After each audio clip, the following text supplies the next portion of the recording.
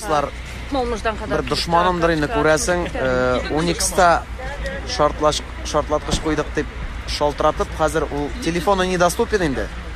Но бөтен халыкны чыгардылар, менә тәнәфестә караш көтәбез әлегә концерт барыбер булачак.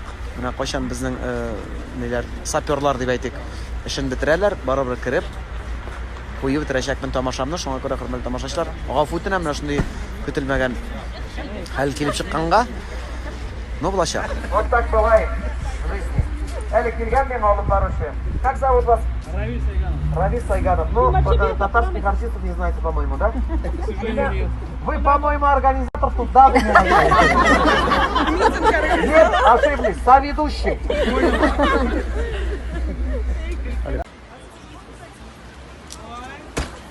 Можно втроем? Памятное событие, что не просто так, как говорится.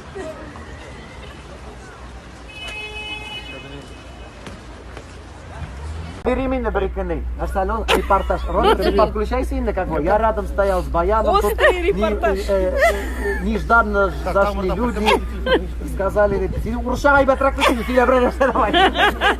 Бұршылмағыз машиналар жоқ дейіп, мына аварийный машиналар күдіп тұра барғызында. Қыдыр қайтарып қойырлар әлейбет мына сөйләсәк. Водителі білен Павлатов. И сәді мен бұл ең мұхимы. Шылай бет достар.